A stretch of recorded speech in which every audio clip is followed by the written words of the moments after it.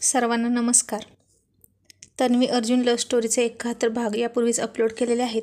कृपया ते सर्व भाग ऐकण्यासाठी आपल्या चॅनलला सबस्क्राईब करा.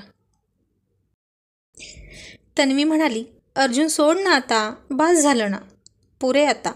आणि अर्जुन मात्र तन्वीला मिठीतून सोडायला तयार नव्हता. ते दोघेही लंच घेऊन आले होते आणि पुन्हा जोमाने अर्जुन सर काम करत होते. त्याचा रोमॅन्टिक मूड संपता संपेना. इतकं रोमॅन्टिक असतं का कोण? तन्वी त्याला दूर ढकलत म्हणाली, मला आता कंटाळा आलाय. बेडवर लोळून लोळून अंग पण दुखायला लागलं आहे. आणि चावट अर्जुन पुन्हा तिची खट्याळपणे कंबर दाबत म्हणाला, हो का, हे बघ देतो मी चेपून तुझी कंबर. असं म्हणून फार प्रेमाने तिच्या नाजूक कमनीय बांध्याच्या कमरेवरून हात फिरवू लागला.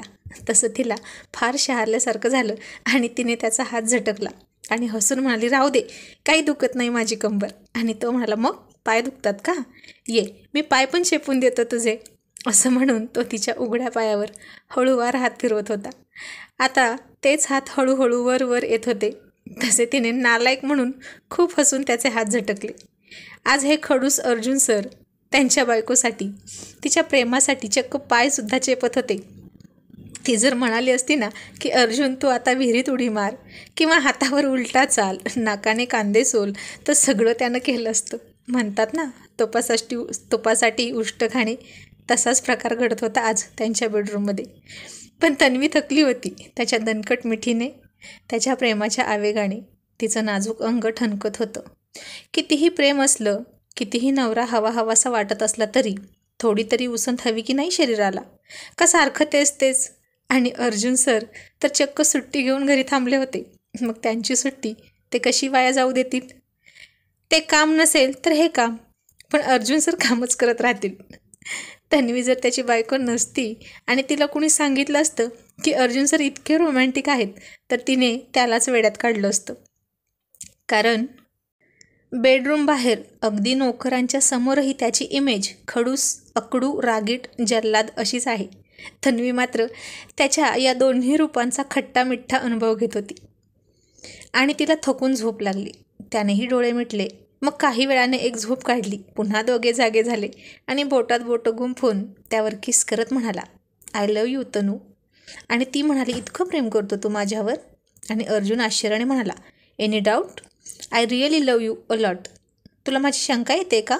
मी तुझ्यावर खरंच खूप खूप प्रेम करतो. आणि तू? मग तन्वी म्हणाली, तुला माहीत आहे ना याचं उत्तर? आणि अर्जुन म्हणाला, हे बघ, तू खूप चीटर आहेस, मला अशीच सारखी फसवतेस. तू पण म्हण ना, आय लव्ह यू अर्जुन. आणि आता तन्वी त्याच्या छातीवर किस करत म्हणाली, अर्जुन सर, माझं लव नसतं तर आता जे काही चाललंय ना तुमचं सकाळपासून नाही तर रात्रीपासून, ते झालं असतं का? आणि अर्जुन म्हणाला, तन्वी विषयांतर करू नको ना, tell me you love me a lot. Tanvi, तू मला सांग की तू माझ्यावर खूप खूप प्रेम करतेस. आणि ती म्हणाली, म्हणते, पण एका अटीवर, तू मला थोडा वेळ सोडशील? आणि तो म्हणाला, ठीक आहे. आणि शेवटी ती लाजून हसत म्हणालीच, Arjun, I love you baby. आणि आता तर अर्जुन सरांनी तिला आणखीन घट्ट मिठी मारली आणि म्हणाला, आता तर मी माझ्या लवली वाईफला अजिबात सोडणार नाही. आणि तिने डोक्यावर हात मारून घेतला आणि मनातच म्हणाली, तन्वी, तू पण कोणाशी डील करतेस? या महाशातीर अर्जुन सरांशी? आणि तो म्हणाला, का गं, इतक्यात कंटाळलीस? इतका बोरिंग आहे का गं मी? आणि तन्वी हसून म्हणाली, हो आहेस तू बोरिंग, किती छळलं मला तू आज. आणि अर्जुन सर म्हणाले, तुला माझी 8 दिवस आठवण येणार नाही. 8 दिवस पुरतील इतक्या आठवणी मी तुलाही देणार आणि माझ्यासोबत नेणार आहे. म्हणून थोडंसं सहन कर ना डार्लिंग. आणि ती म्हणाली, काही आठवण वगैरे नाही मला तुझी येत, तू जा. आणि अर्जुन म्हणाला, हो का, मग मी जातो, पण परत येणारच नाही, राहतो तिकडेच. आणि तन्वी म्हणाली, हो राह तू तिकडेच. आणि तिला वाटलं आता तो चिडून तरी तिला मिठीतून सोडेल, पण कसलं काय, तिची घोर निराशा झाली. आणि अर्जुन सर म्हणाले, ठीक आहे, राहतो मी अमेरिकेलाच, पण आत्ता काही तासातच मी निघणार आहे. तोपर्यंत तरी तुझा पुरेपूर फायदा घेऊ दे मला आणि तू मला सहकार्य कर. आणि तन्वीला कळून चुकलं की आज तिचा एकही उपाय त्याच्यासमोर चालणार नाही. आज काहीही, अगदी भूकंप झाला तरीसुद्धा तो तिला सोडणार नव्हता.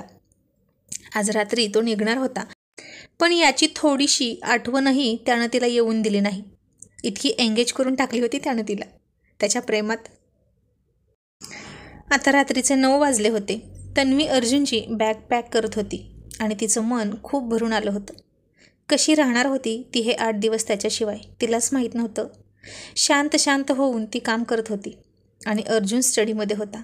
महत्त्वाची डॉक्युमेंट, पेन ड्राईव्ह, पासपोर्ट सगळं घेतलं की नाही ते चेक करत होता. अतुलने त्याची सगळी तयारी करून दिली होती. तिने त्याची बॅग भरली आणि चेन लावणार इतक्यात अर्जुनने बॅगवर हात ठेवला आणि म्हणाला, तन्वी वेट. आणि ती म्हणाली, का रे, काही राहिलं आहे का तुझं? मी सगळं पॅक केलं आहे. तुझे कपडे, सूट, नाईट सूट, ब्रश, परफ्यूम सगळं पॅक केलं आहे मी. तुला 8 दिवस पुरतील एवढे सूट आणि इतर वस्तू ठेवल्यात मी. आणि तो म्हणाला, आणि सगळ्यात महत्त्वाची वस्तू ठेवलीस का तू? आणि तिला काहीच कळेना. ती गोंधळून म्हणाली, सगळ्यात महत्त्वाची? काय रे, सांग मला, लगेच ठेवते मी. आणि अर्जुन म्हणाला, तू थांब, मीच ठेवतो. असं म्हणून त्यानं तिचं कपाट उघडलं. ती आश्चर्याने त्याला बघत होती. माझ्या कपाटात काय आहे त्याचं? आणि त्यानं वरती दिसेल ती तिची एक साडी उचलली आणि म्हणाला, हे बघ, हे राहिलं होतं सगळ्यात जास्त महत्त्वाचं. त्याला तिची खूप जास्त आठवण येणार होती म्हणून तिची साडी तो रात्री जवळ घेऊन झोपणार होता. अगदी मागच्या वेळी तो अमेरिकेला गेला होता तेव्हाही तो अशीच तिची पिवळी साडी सोबत घेऊन गेला होता. आणि आता हे पाहून तन्वीने तोंड कपाटाकडे फिरवलं आणि कपाटात उगीचच काहीतरी शोधत राहिली. त्याला कळलं की तिनं का तोंड फिरवलं आणि अर्जुनने तिच्या खांद्याला पकडून तिला स्वतःकडे वळवली. तशी ती खाली मान घालूनच त्याच्यासमोर उभी राहिली. त्याच्या डोळ्यात अजिबात पाहत नव्हती ती. त्याला माहीत होतं की ती अशी का करते आणि त्यानं त्याच्या हाताने तिची हनुवटी वर उचलली तर तिच्या डोळ्यात पाणी येऊन ते डबडबले होते. पण एक थेंबही अजून गालावर ओघळला नव्हता. किती मुश्किलीने तिने तिचे अश्रू अडवले होते पापणीच्या आत. तशी ती फार कणखर होती, पण आता तिला अशी पाहून त्यालाच भरून आलं आणि कंठ दाटून आला आणि घोगऱ्या आवाजात म्हणाला, तनू. तशी तिने त्याला जोरात घट्ट, खूप घट्ट, आणखीन घट्ट मिठी मारली. तिच्या मिठीचा आवेग इतका जास्त होता की दणकट शरीरयष्टी असलेला अर्जुनसुद्धा थोडा मागे ढकलला गेला आणि त्यानं तिला तशीच मिठीत घेतली, जोरात आवळली आणि तिने तिच्या अश्रूंना वाट मोकळी करून दिली. कितीतरी वेळ ती रडत होती त्याच्या मिठीत. त्याचा टी-शर्ट समोरून अर्धा भिजून गेला होता आणि आता त्यालाही तिला कसं समजवावं हे कळत नव्हतं, कारण त्याचीही अवस्था तिच्यापेक्षा वेगळी नव्हती. सकाळपासूनच ती अस्वस्थ झाली असती. तो जाणार म्हणून तोंड पाडून बसली असती, पण त्यानं तिला दिवसभर वेळच मिळू दिला नाही. जराही उसंत मिळू दिली नाही तिला नाराज व्हायला. सारखा सारखा तिला जवळ घेऊन बसत होता. आज नाश्ता, लंचसुद्धा बेडरूममध्येच केला होता. थोडा वेळ विश्रांती घेतली की पुन्हा दोघे एकत्र यायचे. जणू काही त्याला 8 दिवस पुरेल इतकं प्रेम तिला आजच द्यायचं होतं आणि घ्यायचंही होतं. पण त्या दोघांना हे कुठे माहीत होतं की रोमॅन्स ही अशी गोष्ट आहे जी कितीही केली तरी पुरत नाही. आणखीन हवीशीच वाटत राहते. आता असंच होत होतं त्यांच्या बाबतीत. त्यांना लाख वाटत असलं तरी घड्याळ जागीच थांबावं. वेळ पुढं सरकूच नये, पण असं कधी होईल का? घड्याळ त्याचं काम करून वेळ दाखवत होतं.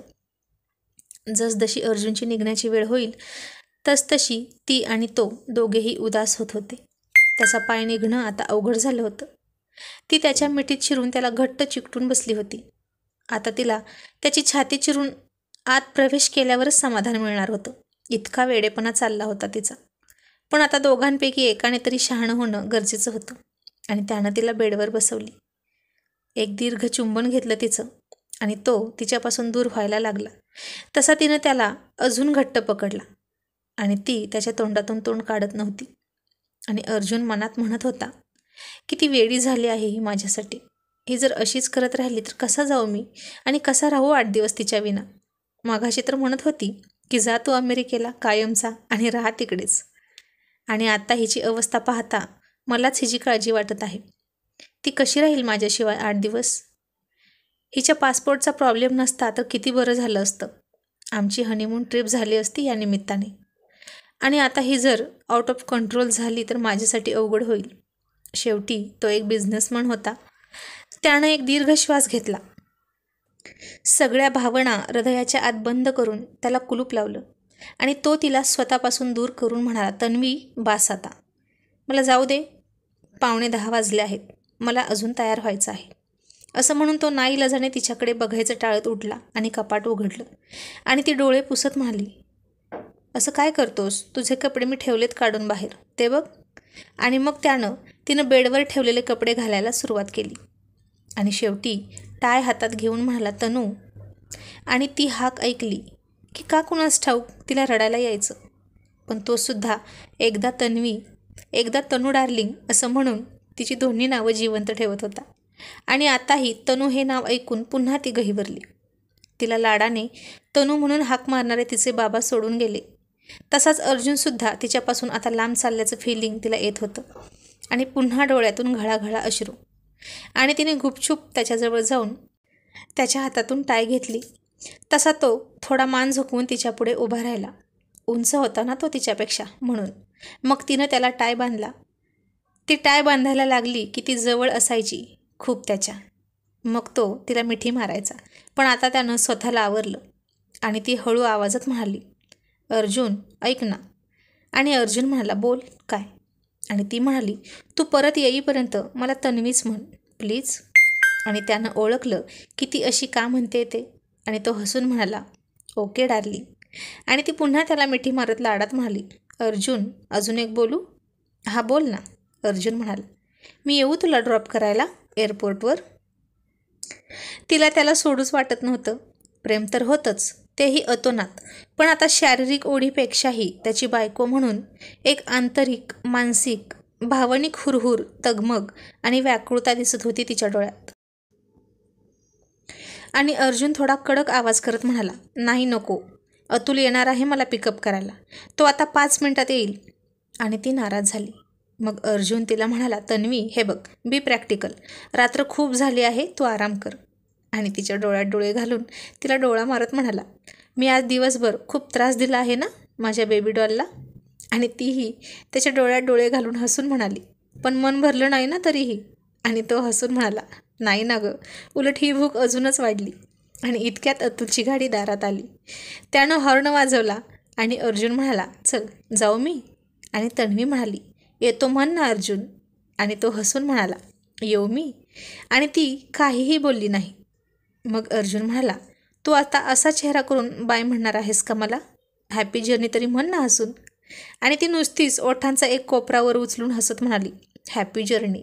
आणि अर्जुन मनात म्हणाला, किती नाराज आहे ही. आता 8 दिवस हिची कळी खुलणार नाही. इतकी शूर धाडसी आहे ही, पण आता किती इमोशनल झाली आहे. हिला काहीही करून सोबत घ्यायला हवं होतं मी. पण काय करणार. लग्न झाल्यापासून तिच्या पासपोर्टवर आमचं लक्षच नव्हतं गेलं. इंडियात जायचं असतं तर गोष्ट वेगळी होती. पण आता आधी अतुलला सांगून या गोष्टी आणि तिचं नेम चेंज करण्याची प्रोसेस सुरू करतो. पण आता या तन्वी मॅडमना कसं हसवायचं. तिचा हसरा चेहरा पाहिल्याशिवाय मी नाही जाऊ शकत. आणि तो तिला म्हणाला, आलोच हा पटकन. असं म्हणून बाहेर गेला. अतुलशी काहीतरी बोलला आणि पुन्हा आत येऊन तिला मिठी मारत म्हणाला, तन्वी आता तरी सांग ना गं, नाहीतर 8 दिवस मला झोप नाही यायची. आणि ती म्हणाली, काय. मग अर्जुन म्हणाला, ते काल काहीतरी म्हणाली होतीस ना, कसला तरी लंगोट. म्हणजे काय गं, मला काहीच नाही कळलं. आता हे ऐकून आणि अर्जुनचा गोंधळलेला क्यूट चेहरा पाहून तन्वी खूप खूप हसायला लागली. आता त्याच्या तोंडून हा शब्द ऐकून तिला खूप हसू येत होतं. तिचा चेहरा खुलला होता आणि तिच्या हसण्याचा आवाज बाहेर असलेल्या अतुलपर्यंत गेला. आणि अतुल म्हणाला, अर्जुन सरांनी पुन्हा मस्तीची कुस्ती सुरू केली की काय. किती वाजलेत, निघायची वेळ झाली आहे. उशीर झाला तर फ्लाईट मिस व्हायची. आणि पुन्हा तोच म्हणाला, आणि झाली फ्लाईट मिस तर त्यांना तर बरंच आहे की. पाय कुठं निघतोय त्यांचा मॅडमना सोडून. आणि तन्वी हसू आवरत म्हणाली, मी नाही सांगणार. तू परत ये मग सांगेन.